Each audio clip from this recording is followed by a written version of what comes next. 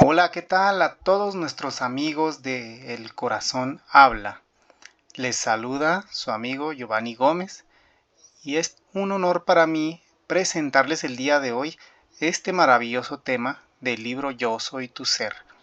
Recordemos que ya veníamos en una secuencia de temas que se van encadenando cada uno de modo tal que podemos encontrar mecánicas del espíritu. Pues bien, el día de hoy vamos a ver el trigo ser. Recordemos que, como el libro bien nos menciona, existen mecanismos para lograr conformar el ser. Si bien cada uno de nosotros lo tiene desde la preexistencia, es importante recordar que también se forma con las memorias que se vayan grabando encarnación tras encarnación. Pero en este sentido vamos a comprender qué tiene que ver el trigo con esta condición de espíritu. Bueno, es importante mencionar que Jesús en innumerables ocasiones menciona el trigo y la cizaña, aludiendo que el trigo son aquellos que hacen el trabajo del espíritu, que dedican su vida a servir, que dedican su vida a edificarse a sí mismos para que de esta manera puedan trascender y ganar el reino de los cielos, siendo este una condición espiritual. El ganar el reino de los cielos no es nada más algo hipotético de salvaciones religiosas en las cuales nos vamos a fanatizar creyendo que simplemente es algo que pueda uno hacer un día y ya, sino que es una condición de vida en la cual permanentemente estamos perfeccionándonos como espíritus, como personas y en toda la parte integral que implica nuestro ser. Pues sean muy bienvenidos todos a esta entrega. Vamos a adentrarnos ahora sí en esto que es Yo soy tu ser. Para las humanidades universales, la mente no es antes que el pensamiento, es luego de él, pues ella se forma desde los núcleos vigorosos del pulsar original, que piensa para ser vida, se almacena, se hace identidad y luego depósito universal. Vamos a explicar parte por parte, porque es necesario que podamos ir comprendiendo cada uno de los componentes, cada una de las mecánicas del espíritu que nos edifican y que nos ayudan a tener un avance certero, un avance con el cual no solo nos sintamos bien de nosotros mismos, sino que podamos compartir y enseñar a los demás. Pues bien, nos menciona este capítulo del libro Yo Soy Tu Ser, que para humanidades universales, hablemos de las que son extraterrenas, ya no es ningún secreto para nadie que sigue estos conocimientos universales del espíritu, que existen humanidades extraterrenas, es decir, fuera de la Tierra. Para estas humanidades, justamente, la mente no es antes que el pensamiento, sino luego de él. ¿Qué quiere decir esto? Que siendo el pensamiento un pulsar original, ayuda a que la mente construya las ideas. La mente es tan importante para esta función, puesto que sin ella no se pueden desarrollar las ideas. No puede haber una creación si falta uno de los dos componentes. Sin embargo, pensamiento es antes, porque viene desde ese sentir, como bien menciona, de los núcleos vigorosos del pulsar original. Así pensar ayuda a gestar la vida. ¿Por qué? Porque este pensar deviene del sentir. Primero se siente. Primero se es consciente de su existencia para después, ahora sí, hacer las creaciones. Porque ¿cómo poder hacer una creación si ni siquiera se es consciente de la existencia de uno mismo? Es como decirlo de otra manera, es estar en la muerte. Si uno no reconoce esa condición de vida en la que se encuentra, ¿cómo puede entonces hacer algo más por los demás si ni siquiera reconoce que es un ser viviente? De esta manera, cobra total sentido esta frase que tenemos de este capítulo, porque bien dice que viene de los núcleos vigorosos del pulsar original. Piensa para hacer vida, se almacena, se hace identidad, es decir, reconoce que es, o asimismo se dice yo soy. Y luego es un depósito universal, la mente. Claro, si la mente es el depósito de imágenes, de memorias, que a través de los 5 sentidos se quintaesencian, se guardan como experiencias de vida que se llevan durante la vida y después de la vida en una encarnación, pasan a la siguiente y así continuadamente se llevan encarnación tras encarnación. Entonces todo esto adquiere un sentido importante y es justamente ese, que el pensamiento junto con la mente ayudan a gestar la vida, ayudan a hacer las creaciones continuadas. Tal fue el caso de estas humanidades universales anteriores a la nuestra, que a través de estos mecanismos sencillos del espíritu, que son leyes, y que a su vez se nos fue heredando, ellos no han escatimado ni brincado este proceso natural, porque así fue establecido desde el origen de nuestras existencias. Sin embargo, es algo que podemos retomar hoy día porque, como se nos ha enseñado que la mente es sobre el universo, entonces eliminan el poder que tiene cada pensamiento. De esta manera, solo se nos enseña a buscar materia, siendo que la materia es una consecuencia del pulsar del pensamiento y de la construcción en la mente. No podemos limitar solo a este edicto o a esta forma de pensar que se ha transmitido, por ejemplo, en la metafísica o en algunas corrientes filosóficas en las cuales se adora al dios materia o a la materia en sí. Debemos recordar que la materia es para el servicio al hombre. El hombre no fue hecho para la materia está hecha para el servicio del hombre. Y esta es la claridad que debemos de tener todos, queridos hermanos, de nuestras redes sociales. Y aprovecho para saludarlos a todos en los países que se encuentren, desde Estados Unidos, México, Europa, Colombia, Perú, Argentina, Venezuela, Costa Rica, Cuba, Nicaragua, El Salvador, Guatemala, y en todos los lugares en que nos puedan escuchar, en todos los continentes. Un gran saludo para todos, un abrazo y espero que sigan en el estudio de estos maravillosos temas que edifican el ser. Pues bien, luego de comprender que se hace identidad y luego depósito universal la mente, vamos a la siguiente parte que nos explica mayor en este sentido todo lo que venimos viendo. Por esto hay dos tipos de mente para las humanidades: la del pensar focal temporal de los mundos de ascenso, que es el operario de ellos para ampararlos, y la mente de conciencia universal o pensamiento trascendental en los días luz, los de inmortalidad. ¿Qué quiere decir esto?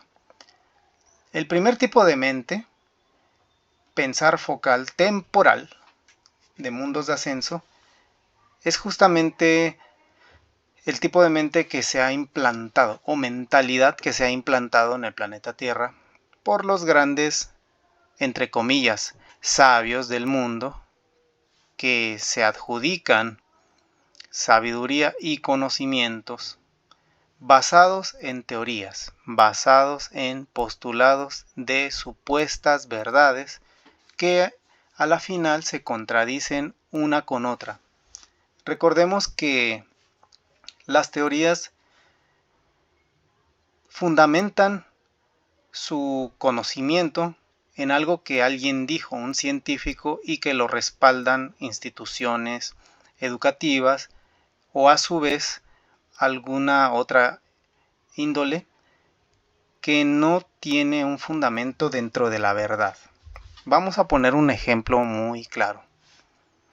La evolución de las especies se le atribuye a Charles Darwin, que él es el padre de estas teorías, en las cuales menciona que el hombre viene del mono.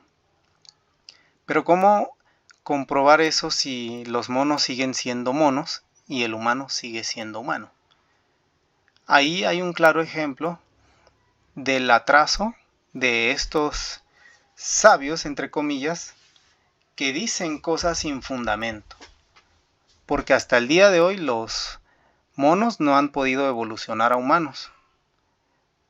Tienen habilidades animales, pero en lo absoluto se parecen al hombre. Entonces podemos comprobar que muchos de estos postulados sirven como pensar focal, que quiere decir que justamente enfocan la atención en una mentira, en una falsa imagen, en una teoría que pues no es verdad a la final, porque siempre se contradicen entre ellas o dejan cabida para la duda. Sabemos que las leyes universales son absolutas, son verdaderas, son ante todo cosas que se pueden palpar, son leyes. Y vamos a poner un ejemplo, un árbol de cualquier tipo, yo no lo puedo cambiar ni asociar a otra naturaleza si lo que me da es el fruto para el cual fue diseñado. Por ejemplo, un árbol de manzanas, un árbol de mango, va a dar lo que su misma especie da. Y en este sentido de ideas podemos comprender que, de igual manera, el hombre siempre ha sido hombre, siempre lo será. Claro, que asciende en los días de creación o ha crecido en inteligencia, ha crecido en la razón, ha crecido en el intelecto, es otra cosa. Pero nunca podemos comparar que el humano venga del animal o que los animales se humanicen. Eso es un crimen contra la humanidad que se ha venido perpetuando a través de las generaciones por las instituciones que promueven todo esto. Otra teoría es la de que el hombre tiene sus orígenes en el barro y el polvo de la tierra. Nuevamente nos damos cuenta que en la misma Biblia también existen algunas contradicciones y que esto lo vamos a dejar para investigación de cada uno de ustedes. Simplemente hago la cita para que cada uno haga su debida investigación y fundamente mediante la verdad todas estas cosas, las confronte si es que tienen algo de verdad, y si no, descarten todo esto. ¿Por qué? El origen del hombre no se remonta a nada de eso. Para empezar, no deberían de existir tantas teorías si el origen del hombre es uno. A esto nos referimos cuando hablamos de la mente o el pensar focal temporal, porque se enraiza en la mente una idea, un postulado, una teoría, que aunque sea mentira, si lo afirman en los medios de comunicación o las grandes instituciones que tienen poder sobre las masas, es algo que se toma como verdadero, aunque no lo sea, aunque tú en tu corazón dudes de eso, aunque tú no lo creas, pero es tanto el pensar temporal y focal que, digámoslo así, abduces en la mente de cada hombre a través justamente de estos sentidos que llegan en sus dispositivos o mediante cualquier medio. ¿Listo? Así se perpetúa la mentira generación tras generación. Por eso es muy importante reconocer en qué mentira se ha vivido y desmantelarlas para que podamos salir de ella y no volver a creer en eso. Si es que era tu situación y de ahí en adelante podemos entonces comprender cuál es la verdad. ¿Por qué nos la han ocultado? ¿Por qué está ocurriendo lo que está ocurriendo en el mundo? ¿Por qué todas las cosas que vemos? ¿Por qué la injusticia en el mundo? ¿Será que hay un plan detrás de todo eso? Vamos a descubrirlo.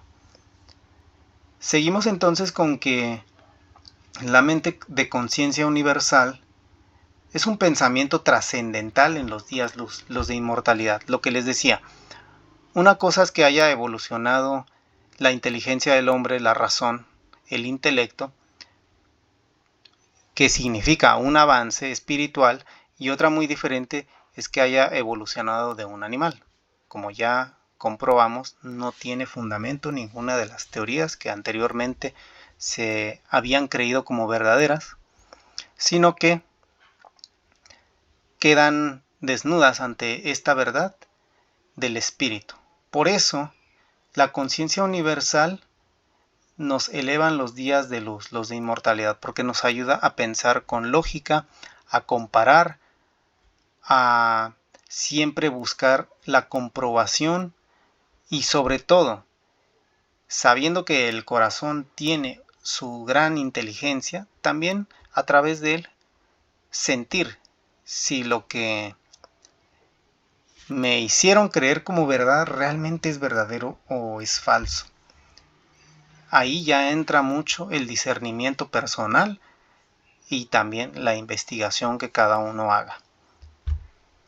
La mente tiene una medida o termómetro que la eleva a la verdad, y es la lógica, una fuerza en la cual se basa la ley del todo, que se manifiesta como ciencia del ser llegada sobre la erudición infernal o el mundo conocido como Juan 4, 23, 24 anunció.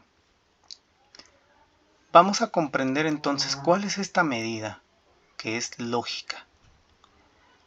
La lógica es compleja de explicar, pero a la vez sencilla.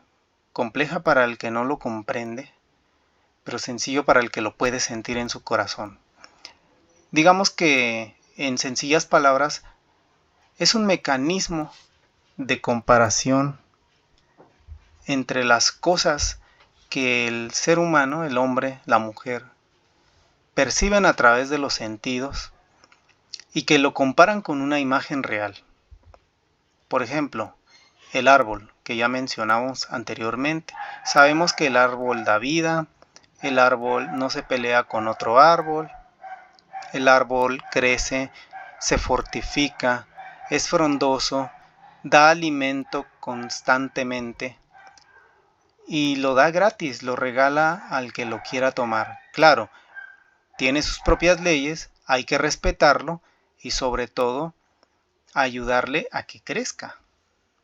Todo tiene un propósito en esta existencia y sobre todo los mecanismos vivos o en este caso los seres vivos como el árbol. Pero ¿qué pasaría si llega alguien, corta ese árbol, ni siquiera le pide permiso, lo corta para fabricar cosas y después venderlas? Pues la lógica entra en acción ahí y me dice, bueno, ¿para qué propósito es lo que está haciendo el individuo? Bueno, quiere fabricar cosas y vender. Pero entonces empieza el discernimiento muy profundo de esa lógica y qué gana con eso. ¿Será que va a reponer ese árbol que acaba de tumbar? ¿O serán propósitos personales, mezquinos, que solo obedecen a una avaricia, a un control total y el querer despojar de este hermoso árbol a la gente que lo estaba cuidando? Entonces, notamos que la lógica, como una fuerza en la cual se basa la ley del todo, nos ayuda como una herramienta del pensamiento más que crítico, un pensamiento de comprensión, de complejidad de las cosas, más allá de lo temporal. De, bueno, sirve para fabricar esto y ya. No cuestiones, no. Sino que nos hace pensar, están matando la vida. ¿Y será para un propósito que va a edificar la vida en otro aspecto o simplemente para hacer negocio? Ahí es donde claramente en un ejemplo tan sencillo podemos comprenderlo. Pero vámonos ahora a algo más complejo. ¿Qué pasa cuando vemos que hay hambre en algún país, en el mundo, y nosotros quedamos desconcertados porque decimos, bueno, si Dios ama a todos, ¿por qué hay hambre en el mundo? Y nos damos cuenta cuando investigamos, cuando hay mayor discernimiento, que hay un impostor en este planeta que se hace llamar Dios, o que hay muchos. Y entonces la lógica nos dice, pero ¿cómo va a ser así? Si se supone que hay un Dios todopoderoso sobre todo esto, ¿cómo es posible que haya un Dios para tal lugar y otro Dios para otro lugar?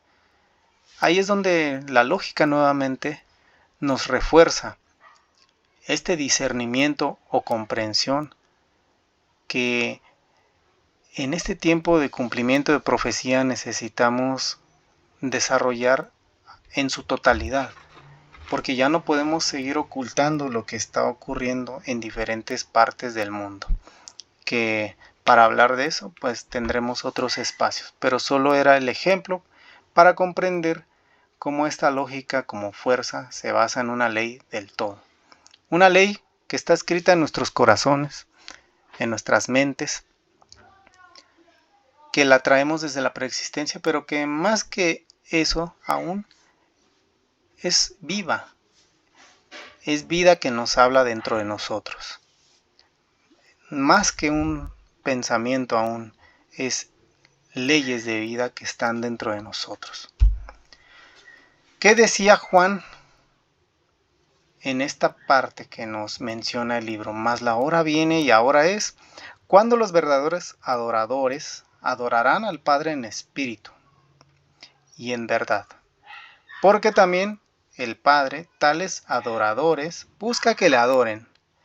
Dios es espíritu, y los que le adoran, en espíritu y en verdad, es necesario que le adoren. Verdaderos adoradores. ¡Wow! Nos está distinguiendo entre los que dicen ser y los que sí son. Algo muy profundo, pero a la vez necesario de comprender, mis hermanos, porque nos está pidiendo que en espíritu hay que adorarle. ¿Y cómo sería adorarle en espíritu? Probablemente en obras de caridad, sí, en obras hacia otras personas, obras de bondad, sí, pero también no olvidemos que las obras hacia nosotros mismos son tan importantes como las obras de afuera. También las obras hacia la gente incómoda, hacia el hermano incómodo, cuentan. ¿Por qué? Jesús mismo lo dijo. ¿Qué mérito ha de reclamar el hombre si solo ayuda a los que quiere, si solo ayuda a los de su familia, si solo ayuda a los que le caen bien? Claro, no lo dijo así literal, pero lo dio a entender. ¿Qué clase de mérito podemos reclamar si solo hacemos lo que nos conviene o lo que es muy cómodo?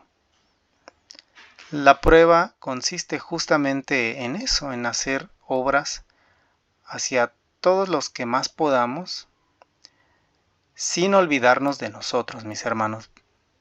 Muchas veces se nos ha enseñado a hacer y hacer cosas afuera, ayudar afuera, ayudar a otros, y nos olvidamos de nosotros mismos en nuestra salud, nuestro bienestar, nuestra mentalidad sana. Y todo eso, tarde o temprano, nos aleja de nuestro ser. Si queremos realmente edificar nuestro ser, debemos volver a él. Debemos reconciliarnos con nosotros mismos, porque de esta manera es que podemos seguir ayudando si es que ya lo venían haciendo, si es que ya lo hacíamos. Podemos seguir ayudando más todavía, siguiendo el mecanismo correcto. Por eso es mi invitación, amigos, a que no dejemos de tener esas obras de caridad, esas obras de conciencia con los demás, pero principalmente con nosotros mismos. Diría yo insistentemente que primero con nosotros mismos, porque a nosotros es a los que debemos de perdonarnos primero. Nosotros mismos tenemos deudas con nosotros, con nuestro cuerpo, con nuestra mente, que no se pueden seguir ignorando por más tiempo, y que por ayudar a los demás no se van a quitar necesariamente, sino que, claro, puede contar como una obra de conciencia, pero al más importante también es necesario ayudar. Así que hagamos tanto afuera como adentro, aunque yo diría que primero adentro y luego afuera. Porque solo los espíritus individuales y sin ninguna relación con la infamia de Salomón pueden escribir el nuevo tiempo de su ser, porque han llegado al reino prometido en Daniel 2, que nos dice: y en los días de los reyes 666, el Dios del Shieljo levantará un reino que no será jamás destruido, ni será el reino dejado a otro pueblo. Desmenuzará y consumirá a todos estos reinos, y él permanecerá para siempre. De la manera que viste que del monte fue cortada una piedra, no con mano humana, la cual desmenuzó el hierro, el bronce, el barro, la plata y el oro. El gran Dios ha mostrado al rey lo que ha de acontecer en lo porvenir, y el sueño es verdadero y fiel su interpretación. Recordemos que en la época del profeta Daniel, el rey Nabucodonosor tuvo un sueño, el cual no recordó y pidió a los magos, hechiceros, y bueno, ninguno le pudo adivinar el sueño ni decir qué justamente fue lo que él vio en ese sueño. Pero hubo alguien que sí lo logró, que fue Daniel. A través de la ayuda del arcángel Gabriel le fue revelado el sueño, y por eso es que se lo pudo interpretar. Esa interpretación trascendió el tiempo, ya que está hablando del tiempo que es hoy, el cumplimiento. Esto es una profecía. Dice que el gran Dios ha mostrado al rey lo que ha de acontecer en lo porvenir, que levantará un reino que no será jamás destruido, ni será el reino dejado a otro pueblo. Hablemos entonces de este reino que se levantará. ¿Cuál será? ¿El reino del ser? ¿El reino que viene desde el corazón? La piedra Génesis que derrumba la falsa imagen de Babel, de esa estatua de Nabucodonosor que representa los 4 poderes mundiales que dominan al planeta Tierra, a la humanidad, pero que serán derribados por el ser del corazón, un conocimiento que nace desde lo más profundo de cada uno de los hombres que se levantan, que se hacen conciencia y que ayudan a sus hermanos a comprender. En este sentido, podemos entonces dar con la clave. El trigo y la cizaña son dos condiciones diferentes y opuestas a la vez. Siendo el trigo entonces la buena semilla, el buen alimento, la buena hierba, y la cizaña la que se quema y se destruye por ser inservible. De la misma manera habrá dos tipos de hombre: el que edifica su ser y el que se autodestruye en la guerra o siguiendo a los poderes que dominan al mundo.